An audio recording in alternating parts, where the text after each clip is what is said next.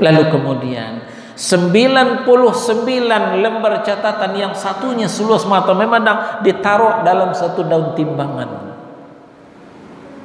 Lalu bitaqah yang bertuliskan asyhadu an la ilaha illallah asyhadu anna muhammadar rasulullah tadi ditaruh daun timbangan yang lain. Cumplang lagi berat la ilaha illallah tadi dibanding 99 catatan dosa. Alhamdulillahi rabbil alamin arrahmanir rahim. Ikhwani wa akhwati a'azzakumullah, saudara-saudara kaum muslimin jamaah subuh Masjid Baitul Maqdis Villa Bogor Indah 5 Kabupaten Bogor. Kembali kita melanjutkan pelajaran tauhid kita. Pagi ini kita akan membahas syarat-syarat syahadat la ilaha illallah. Syarat-syarat syahadat la ilaha illallah. Sebagian kaum muslimin menyebut la ilaha illallah ini dengan tahlil. Ya, tahlil dibaca la ilaha illallah. Ternyata tahlil itu juga ada syarat-syaratnya. Ada 7 syarat yang dirumuskan oleh para ulama, tentu berdasarkan Al-Quran dan As-Sunnah. Berdasarkan Al-Quran dan As-Sunnah. Yang pegang kitab kita di halaman 64, Pak. Halaman 64. Dari ke-7 syarat, ya, kita bacakan dulu secara global. Pertama, ilmu, yaitu mengetahui tentang la ilaha illallah. Ini menafikan jahlu, menafikan kebohongan, kebodohan, ketidaktahuan. Yang kedua, yakin. Yakin ini sudah jadi bahasa kita. Ini menafikan syak, keraguan. Yang ketiga, qabul, menerima, menafikan rad atau penolakan. Yang keempat, inqiyad, patuh, menafikan tark, meninggalkan atau menolak. Yang kelima, ikhlas, yang menafikan syirik. Yang keenam, as-sidq, sidqu, jujur, menafikan kadzib, yaitu dusta. Nah, yang ketujuh nanti mahabbah, yaitu cinta, yang menafikan baghdha, kebencian. Nah, inilah yang akan kita bahas ke depan, 7 syarat daripada tahlil atau syahadat la ilaha illallah. Kita langsung saja masuk kepada syarat yang pertama, yaitu ilmu. Artinya mengetahui. Seorang muslim tidak cukup hanya sekadar mengucapkan la ilaha illallah. Lebih dari itu, seorang muslim dituntut untuk mengetahui secara detail la ilaha illallah tersebut. Beberapa dalil baik dari Al-Quran maupun dari hadis yang sahih bisa kita sampaikan. Dari Al-Quran, Muhammad surah yang ke-47 ayat 19,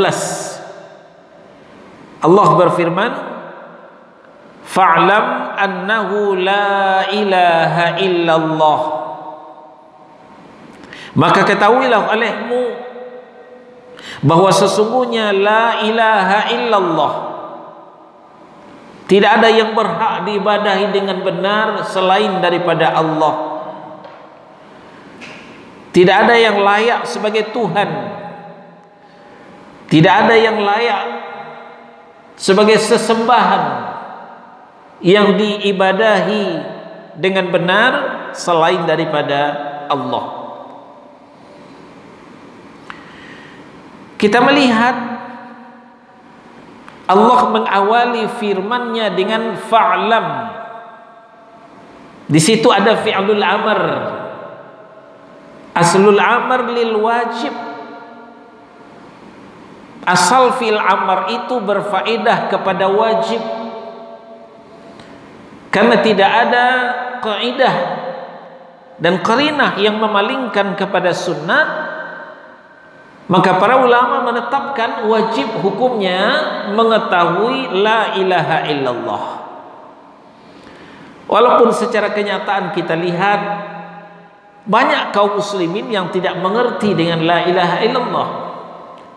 Dia hanya tahu sekadar mengucapkan berkali-kali la ilaha illallah, la ilaha illallah sambil menggoyangkan kepala. Tapi ditanyakan kepada mereka, apa itu la ilaha illallah? Apa syarat dan rukunnya? Apa makna la ilaha illallah? Apa saja yang membatalkan la ilaha illallah? Mereka tidak bisa jawab. Apa fadilah, keutamaan la ilaha illallah? Mereka tidak mengerti. Nah, ini yang banyak kita temui di tengah-tengah kaum muslimin. Maka jangan heran kalau banyak di antara kaum muslimin gampang dimurtadkan, gampang berganti akidah hanya dengan dibayar dengan beberapa mie instan, dengan beras, sembako, tunjangan pendidikan. Ya, mereka rela melepaskan akidahnya. Kenapa? Karena memang mereka awam dengan la ilaha illallah itu. Alhamdulillah Allah berikan kesempatan kepada kita untuk belajar memperdalam tentang la ilaha illallah. Selanjutnya hadis dari Nabi sallallahu alaihi wasallam. Kita buka sebuah hadis yang sahih dari Utsman ibnu Affan radhiyallahu anhu. Beliau adalah sahabat yang mulia. Beliau adalah khalifah yang ketiga. Beliau adalah menantu Rasulullah sallallahu alaihi wasallam. Bahkan dua orang putri Rasulullah dinikahi oleh Utsman ibnu Affan. Nah, tentu tidak secara sekaligus. Ya, setelah meninggal satu baru dinikahi lagi yang satu lagi. Dan hadis ini sahih diriwayatkan oleh Imam Muslim. Kata Nabi sallallahu alaihi wasallam, "Man mata," barang siapa yang meninggal, yang wafat. Dalam bahasa Arab mata ini mati. Tapi kalau bahasa kita mati itu kasar. Ya, bolehlah kita ganti dengan wafat, meninggal, lupa bernyawa, lupa bernafas. Ya, silakan. Wa huwa ya'lamu annahu la ilaha illallah. Sedangkan dia mengetahui la ilaha illallah.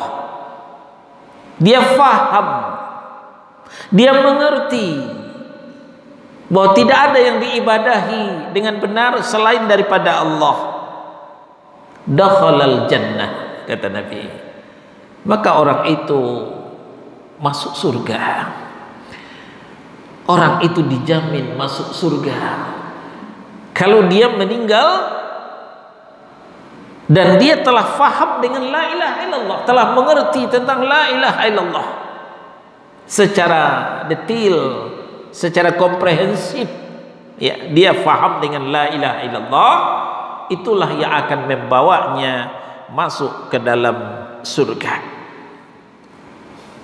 Nah, kalau di dalam kitab itu ditampilkan Az-Zukhruf ayat 86. Az-Zukhruf surah 43 ayat 86. Illa man syahida bil haqqi wa hum ya'lamun. Akan tetapi orang yang dapat memberi syafaat itu ialah orang yang mengakui yang hak, yaitu tauhid, dan mereka meyakininya. Wa hum ya'lamun, mereka mengetahuinya. Ini yang diturunkan oleh penulis Fadilatul Syekh Shalih bin Fauzan Al-Fauzan hafizahullahu ta'ala. Selanjutnya, apa saja yang harus kita ketahui dari la ilaha illallah? Apa saja yang urgent, yang sangat utama, yang sangat penting kita ketahui dari la ilaha illallah itu? Pertama, kita harus mengetahui makna dan rukun daripada la ilaha illallah. Makna dan rukun daripada la ilaha illallah. Banyak di antara kaum muslimin yang juga tidak faham dengan makna la ilaha illallah. Nah, sebagaimana di halaman 60 kita mundur sedikit, di situ juga sudah disebutkan oleh penulis makna syahadat la ilaha illallah. Kalau ditanyakan kepada kaum muslimin apa makna la ilaha illallah, bermacam-macam jawabannya. Ada yang mengatakan tidak ada sesembahan kecuali Allah, tidak ada sesembahan kecuali Allah. Dalam kenyataan masih banyak sesembahan selain pada Allah. Ada yang menyembah Yesus Kristus, ada yang menyembah Sang Hyang Widiwasa, ada yang menyembah Brahma, Siwa, Wisnu. Kalau kita katakan ini yang benar, mereka juga mengatakan itu yang benar. Nah, maka para ulama mengatakan belumlah sempurna kalau dikatakan la ilaha illallah itu tidak ada sesembahan melainkan Allah. Ada lagi yang mengatakan la ilaha illallah tidak ada pencipta selain Allah. Tidak ada pencipta selain Allah. Ini juga belum tepat, belum sempurna, karena pencipta itu adalah bagian daripada rububiyah Allah Subhanahu wa taala. Baru sepertiga tauhid yang bisa kita sampaikan. Ada lagi yang mengatakan la ilaha illallah tidak ada hakim penentu selain pada Allah. Ini juga bagian daripada rububiyah Allah Subhanahu wa taala. Belum lengkap, belum komplit, belum komprehensif. Maka makna yang benar daripada la ilaha illallah itu adalah la ma'buda bihaqqin illallah. La ma'buda bihaqqin illallah. Apa maksudnya? Tidak ada sesembahan yang hak, tidak ada sesembahan yang benar selain daripada Allah Subhanahu wa ta'ala. Nah, kata kuncinya adalah bihaqqin, dengan benar. Jadi kalau dikatakan selain daripada Allah ada juga yang disembah, betul, tapi itu disembah dengan tidak benar, disembah dengan ghairu bihaqqin. Sementara sesembahan yang benar, yang hak itu hanyalah Allah Subhanahu wa ta'ala. Dalilnya bisa kita lihat di dalam Al-Hajj surah 22 ayat 62. Al-Hajj surah 22 ayat 62. Di situ Allah Subhanahu wa taala mengatakan, "Dzalika bi anna Allaha huwal haqq." Demikianlah kebesaran Allah, karena memang Allah itu dialah Tuhan yang hak. Dialah sesembahan yang benar. Sementara itu, wa annama yad'una min duni huwal batil. Apa saja yang mereka seru selain daripada Allah itu adalah batil. Itu adalah batil. Wa annallaha huwal aliyyul kabir. Sesungguhnya Allah itu maha tinggi lagi maha besar. Nah, di sini kita lihat pernyataan Allah di Al-Hajj ayat 62 ini, bahwa Allah mengatakan bahwa dzalika bi annallaha huwal haqq. Itu disebabkan karena Allah itu adalah Tuhan yang hak, sesembahan yang benar. Sebaliknya, wa annama yad'una min dunih, apa saja yang mereka sembah selainnya, ya sebut saja Yesus Kristus, Brahma, Siwa, Buddha, Sang Hyang Widiwasa, apalagi yang sembahan-sembahan yang lain selain pada Allah, huwal batil, itu adalah sesembahan yang batil. Jadi kita tidak menafikan ada Tuhan-Tuhan yang lain, tapi Tuhan yang lain itu semua batil, sementara Tuhan yang hak itu hanya Allah tabaraka wa ta'ala. Ini makna daripada la ilaha illallah. Kita ulang, la ma'buda bihaqqin illallah. Tidak ada sesembahan yang hak, tidak ada Tuhan yang benar selain daripada Allah Subhanahu wa ta'ala. Maaf, perlu kita garis bawahi bahwa kajian kita ini intern untuk kaum muslimin. Tidak ada urusan dengan orang-orang di luar Islam. Ya. Nanti insya Allah kajian kita ini naik ke YouTube. Nah, di situ nanti ada orang di luar Islam yang mengikuti. Jangan pula nanti dituduh penodaan agama. Tidak. Kita tidak mencaci maki agama lain. Kita hanya membicarakan akidah Islam, akidah yang sahihah.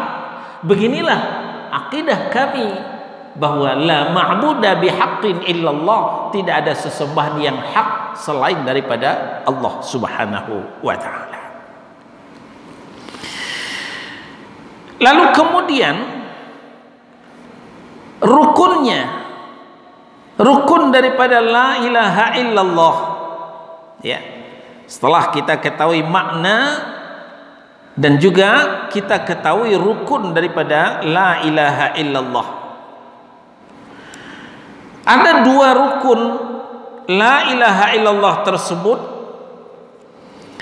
Pertama disebut dengan nafi, la ilaha, la ilaha, tidak ada sesembahan yang hak, ya. Tidak ada Tuhan yang benar. Itu namanya nafi atau an-nafyu di halaman 61, ya. Rukun la ilaha illallah pertama an-nafyu atau nafi, artinya peniadaan, membatalkan syirik dengan segala bentuknya dan mewajibkan kekafiran terhadap segala apa yang disembah selain daripada Allah. Nah, ini namanya an-nafyu atau nafi, artinya penolakan. Jadi ucapan la ilaha itu an-nafyu namanya, nafi, penolakan, tidak ada yang disembah dengan benar. Rukun yang kedua disebut dengan itsbat, al-itsbat, ya. Al-itsbat artinya penetapan, illallah, Nah, itu penetapan, melainkan hanya Allah saja. Melainkan hanya Allah saja, Tuhan yang hak, sesembahan yang benar itu. Selain daripada Allah, itu bukan hak, itu bukan benar. Ya. Nah, jadi rukun la ilaha illallah itu ada dua. Pertama, an-nafyu, nafi, menolakkan sembahan-sembahan yang lain, ditolak semua.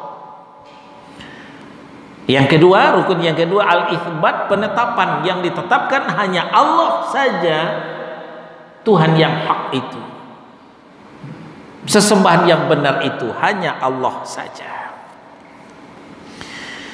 Ini yang pertama yang perlu kita ketahui dari la ilaha illallah.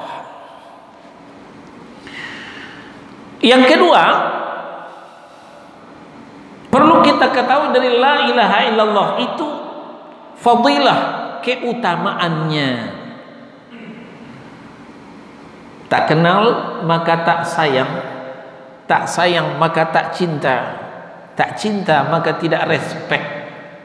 Nah, ini sudah peribahasa umum. Orang kalau tidak mengenalnya, tidak mengetahuinya, ya tidak ada rasa sayang. Nah, tidak sayang, tidak ada rasa cinta, maka tidak respect, biasa-biasa saja. Maka jangan heran kemarin kalau ada orang membakar bendera la ilaha illallah. Ya, jadi tulisan la ilaha illallah itu nggak ada bedanya dengan tulisan yang lain, dengan tulisan surat kabar, koran. Ya, kalau udah banyak dibakar, ditumpuk, dibuang begitu saja. Kenapa? Karena tidak mengerti nilai la ilaha illallah itu. Nah, sekarang kita ketahui apa fadilah, apa keutamaan dari la ilaha illallah tersebut. Pertama, la ilaha illallah itu merupakan cabang iman yang paling tinggi. Masya Allah, Rasulullah Shallallahu Alaihi Wasallam menggambarkan keimanan ini ibarat sebatang pohon yang bercabang-cabang, berdahan-dahan, beranting, berdaun dan berbuah. Nah, ucapan la ilaha illallah adalah cabang iman yang paling utama. Merujuk kepada hadis dari Abu Hurairah radhiyallahu anhu, diriwayatkan oleh Al-Bukhari dan Muslim. Kata Nabi sallallahu alaihi wasallam, al-imanu bid'un wa sab'una syu'bah. Iman itu terdiri daripada 70 cabang lebih. Ada yang mengatakan 60, 70, 60 atau 70 cabang lebih. Sekian banyaknya. Fa afdaluha qaulu la ilaha illallah. Cabang iman yang paling utama adalah ucapan la ilaha illallah. Wa adnaha imatatul adza 'anit tariq. Sedangkan cabang iman yang paling rendah adalah menyingkirkan penghalang di jalan. Kata Nabi sallallahu alaihi wasallam, cabang utama adalah ucapan la ilaha illallah. Cabang yang paling rendah adalah menyingkirkan penghalang di jalan. Kita ketemu beling, pecahan kaca, paku di jalan, singkirkan. Nanti ada yang lewat, ketusuk ban mobilnya, bocor, keinjak oleh orang, luka kakinya, atau ada kayu yang tumbang, kita singkirkan supaya orang bisa lewat. Ini cabang iman yang paling rendah. Nah, menyingkirkan penghalang di jalan adalah cabang iman paling rendah. Maka tidak layak kiranya kalau ada seorang muslim menjadi penghalang di jalan.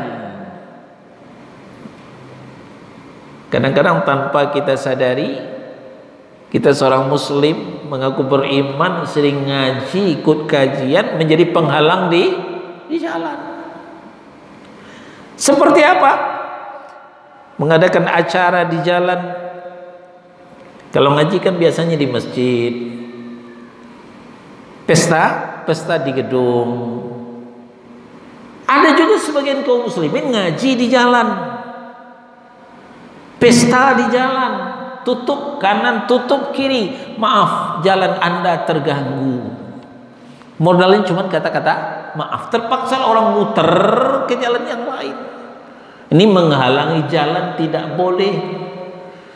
Ya, satu contoh. Kedua, ketika kita mengendara, apakah naik motor ataukah bawa mobil, kita ketemu dengan lampu merah, yang suka nerobos lampu merah itu termasuk penghalang di jalan. Lampu merah itu tujuannya supaya orang dari sebelah kanan bisa lewat.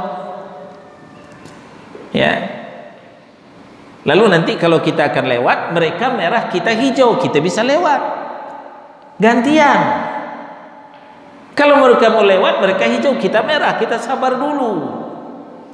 Nah, kadang-kadang sebagian kita mengemudi tidak sabaran. Ya, kalau bicara buru-buru, semua orang buru-buru. Jadi kita patuhi aturan lalu lintas. Itu ternyata bagian daripada aplikasi daripada hadis yang sahih, bahwa cabang iman paling rendah adalah menyingkirkan penghalang di jalan. Wal haya'u syu'batun minal iman, sedangkan malu adalah bagian daripada iman, kata Nabi sallallahu alaihi wasallam. Nah, ini fadilah keutamaan la ilaha illallah yang pertama, merupakan cabang iman yang paling tinggi. Yang kedua, la ilaha illallah itu termasuk zikir yang paling utama. Termasuk zikir yang paling utama. Nabi mengatakan afdalu dzikri la ilaha illallah, afdalu du'a alhamdulillah. Sebaik-baik zikir adalah la ilaha illallah. Sebaik-baik doa adalah alhamdulillah. Jadi la ilaha illallah termasuk zikir yang paling utama. Termasuk juga yang lain, tilawatil Quran, itu zikir yang paling utama juga. Jadi kalau demikian, tidak ada orang yang anti dengan la ilaha illallah. Karena tadi di awal kita katakan la ilaha illallah itu disebut juga dengan tahlil. Sering kita mendengar kanan dan kiri, itu masjid itu anti tahlilan. Termasuk Baitul Maqdis mungkin diklaim sebagai masjid anti tahlilan, karena memang tidak pernah berdengung la ilaha illallah, la ilaha illallah, tidak pernah didengar dari Baitul Maqdis. Maka orang mengklaim Baitul Maqdis anti tahlilan. Nah, perlu kita luruskan, Bapak dan Ibu, tidak ada kaum muslimin yang anti tahlilan, anti tahlil. Kenapa? Tahlil itu adalah satu cabang iman paling tinggi. Kedua, termasuk zikir yang paling utama. Kalau ada yang anti tahlil, perlu dipertanyakan keislamannya. Nah, cuman saja yang perlu kita benahi, pertama, bagaimana cara bertahlil. Kedua, untuk apa kita bertahlil? Bagaimana cara kita bertahlil? Karena tahlil bagian daripada zikir. Ya, kita kembali, Allah telah mengatur. Seperti dalam Al-A'raf surah yang ke-7 ayat 205. Wadhkur rabbaka fi nafsika tadarruan wa khifatan wa dunal jahr. Berzikirlah kamu, sebut nama Tuhanmu, ingat Tuhanmu, fi nafsika dalam dirimu, tadarruan dengan rendah hati, wa khifatan dengan rasa takut, wa dunal jahri. Nah, di sini persimpangan jalan kita, ya, Ahlus Sunnah dengan golongan yang lain. Wadunal jahri. Jadi Ahlus Sunnah berzikirnya, bertahlilnya tanpa mengeraskan suara. tanpa mengeraskan suara. Tidak boleh mengeraskan suara, apalagi pakai pengeras suara. Nah, ini cara bertahlil, cara berzikir. Pernah juga di zaman Nabi diceritakan oleh Abu Musa al-Ash'ari radhiyallahu an, diriwayatkan oleh Al-Bukhari dan Muslim. Pada suatu ketika dalam perjalanan ada orang yang mengangkat suaranya, mengeraskan suaranya ketika bertakbir, berzikir. Langsung ditegur oleh Nabi, ayuhan nas irba'u ala anfusikum. Hai manusia, sayangilah diri kalian. Innakum la tad'una as-samma wala ghaiban. Kalian bukanlah menyeru Allah, Tuhan yang gaib, Tuhan yang jauh, dan juga bukan yang tuli, bukan yang budak. Walakinnakum, tetapi kalian menyeru Allah yang sami'an qariba, yang maha mendengar lagi maha dekat. Maka tidak usah teriak-teriak ketika bertahlil, tidak usah mengeraskan suara ketika berzikir. Dengan berbisik saja itu sudah kedengaran oleh Allah Subhanahu wa ta'ala. Ini yang pertama kita benahi, cara bertahlil. Yang kedua, untuk apa kita bertahlil? Kita bertahlil untuk diri kita sendiri, memperbanyak timbangan kebaikan untuk hari akhirat. Karena la ilaha illallah ini sangat berat kalau ditimbang. Nah, yang banyak tahlil la ilaha illallah ini dikirim-kirim. Baca tahlil untuk si fulan, baca tahlil untuk si fulan, dikirim-kirim. Nah, ini yang tidak tepat. Nah, itulah sebabnya kita bertahlil hanya untuk diri kita sendiri, bukan untuk orang yang sudah meninggal. Jadi kita ulang, kita sepakat bahwa tahlil itu adalah termasuk zikir yang paling utama. Ya, cuman cara bertahlil, untuk apa kita bertahlil, itu yang perlu kita benahi, kita luruskan. Sudah dua fadilah keutamaan la ilaha illallah. Pertama, cabang iman yang paling tinggi. Kedua, termasuk zikir yang paling utama. Yang ketiga, la ilaha illallah itu termasuk tanda husnul khotimah. Termasuk tanda husnul khotimah. Kenapa? Rasulullah sallallahu alaihi wasallam juga mengatakan dalam hadisnya, man kana akhiru kalamihi la ilaha illallah dakhalal jannah. Siapa yang akhir ucapannya la ilaha illallah, maka dia masuk surga, kata Nabi. Siapa yang akhir ucapannya la ilaha illallah, maka dia masuk surga, kata Nabi. Nah, maka kita membiasakan diri mengucapkan la ilaha illallah, mengucapkan la ilaha illallah. Orang itu biasa meninggal di atas kebiasaannya. Kalau dia biasa membaca la ilaha illallah, maka dia akan membaca la ilaha illallah juga akan meninggal.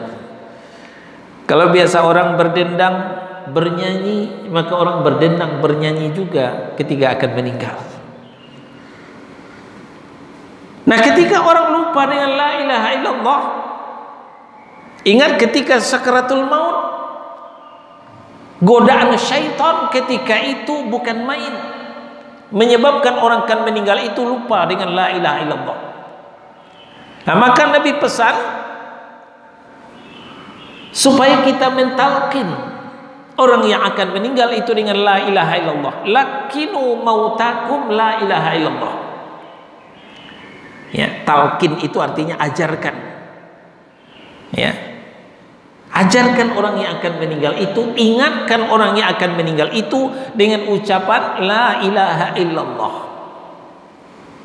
Jadi kalau ada kerabat kita, ayah kita, ibu kita, istri kita, suami kita, siapapun, yang kalau dokter sudah bawa pulang aja lah, dokter dah nyerah gitu, dan sudah tipis kemungkinan, sudah ada tanda-tanda beliau akan meninggal, maka jangan ditinggal, dampingi terus, bila perlu bikin jadwal aplusan, dan seringlah membisikkan ke telinganya, la ilaha illallah. Enggak usah kencang-kencang, dibisikin aja, la ilaha illallah, ucapkan la ilaha illallah. Tujuannya apa? Supaya akhir ucapannya itu nanti sebelum dicabut nyawanya oleh malaikat maut, dia sempat mengucapkan la ilaha illallah, dan itu jaminan surga dari Allah dan Nabi sallallahu alaihi wasallam. Jadi termasuk tanda husnul khatimah. Dah berapa tuh? Cabang iman paling utama, ya. Kedua, di antara zikir yang paling utama. Yang ketiga, apa tadi? Tanda husnul khatimah. Nah, yang keempat, tahlil atau la ilaha illallah itu bisa menghapuskan dosa, pengundang maghfirah, penghapus dosa. Nah, itulah bahasa yang tepatnya, untuk mendapatkan ampunan Allah dan menghapuskan dosa.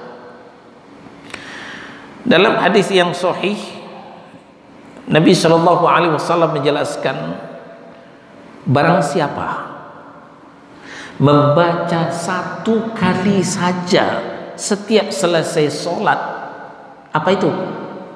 La ilaha illallah wahdahu la syarikalah, lahul mulku wa lahul hamdu wa huwa ala kulli syai'in qadir.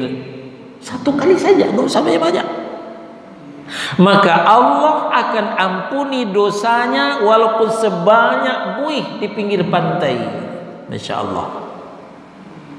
Allah akan ampuni dosanya meskipun sebanyak buih di laut, ketika dia rutin membaca setiap selesai salat fardu, la ilaha illallah wahdahu la syarikalah, lahul mulku wa lahul hamdu wa huwa ala kulli syai'in qadir.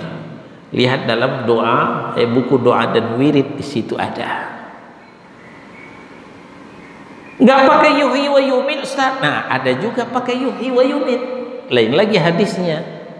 Barang siapa yang membaca 10 kali selesai solat maghrib atau selesai solat subuh, la ilaha illallah wahdahu la syarikalah, lahul mulku wa lahul hamdu, plus tambah yuhyi wa yumit wa huwa ala kulli syai'in qadir. Ini Allah angkatkan derajatnya, Allah akan hapuskan dosanya, Allah tambah kebaikan untuknya. Jadi makin tambah modal, makin tambah untung. Makin tambah yang kita baca, makin tambah pahala oleh Allah Subhanahu wa taala. Itu keutamaan yang keberapa tadi itu? Ya.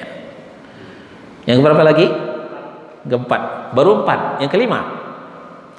Yang kelima, la ilaha illallah pemberat timbangan. Ini yang sangat-sangat berharga sekali.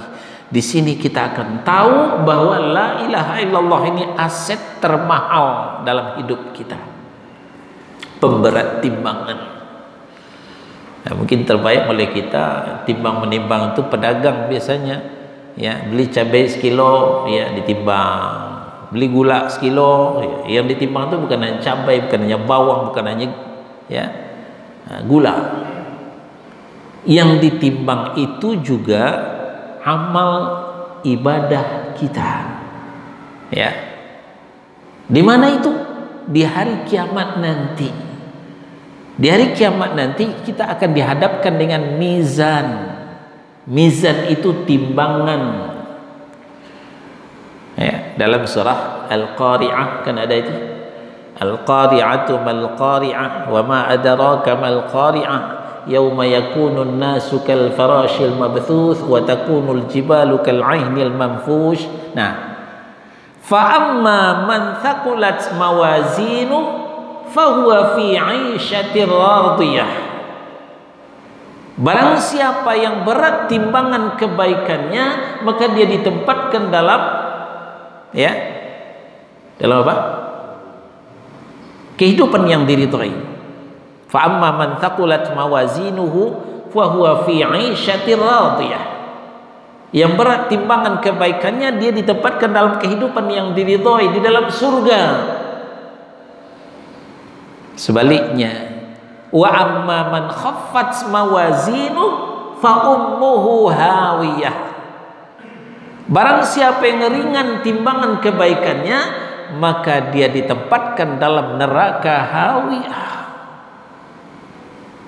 Tahukah Anda wa ma adraka ma hiya? Apakah itu neraka hawiyah?